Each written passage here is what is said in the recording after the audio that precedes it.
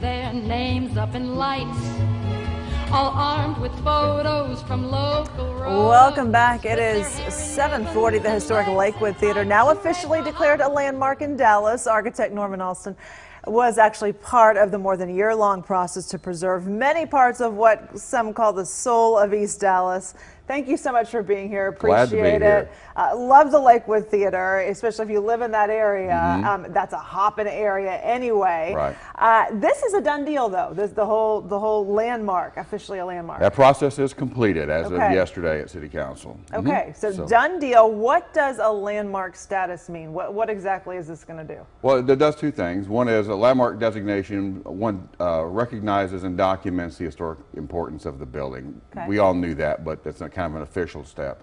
The other thing is it puts in a series of protections that we call preservation criteria that are basically a safety net. That here's the things you can and can't do to the building to preserve that historic integrity. So I know this all started because owners came in and they were pulling stuff out of the building, and there were some people in the area that were worried that the whole thing was just going to basically be demolished. But the owners have not fought the landmark designation, right? So not at all. Okay, so what's going to stay? Basically, the facade of the building is going to look pretty much the same. The building's going to stay. All right, first of all, the building is going to stay. And let me mention real quickly that preservation criteria, landmark designation, is really a safety net. It's not really the standard by which we go by. The best way to protect any building is to have an owner who is sensitive, understands what they have, knows how to take care of it, and has the resources to do so. That's what we have here with these owners, and so the protections go way beyond. In that regard, the protections go way beyond what landmark did. The murals inside are going to be fine. They're protected. They're going to stay. Okay. The lobby, it looks like it's essentially going to stay, even though it's not formally protected. Okay. The exterior,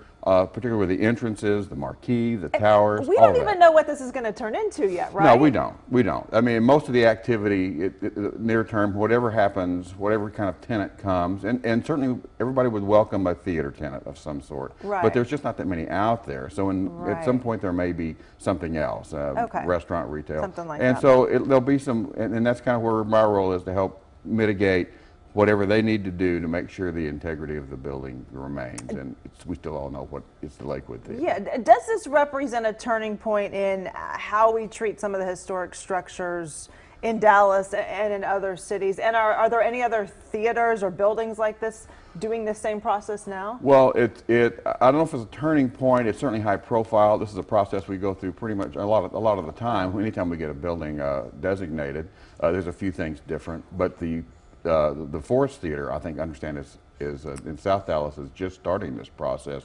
Similar concern about its future, and it was someone in the Landmark Commission started the designation process. Okay, so another theater is going to be going through this because it's empty right now, and everyone just wants to make sure that what is there, or a lot of what is there, stays. Right. Right, it's an important building in that part of town. It has a great history, and people want to keep it. Norman, thank you so much. My Appreciate pleasure. it. Thank you so much for being here. Glad to.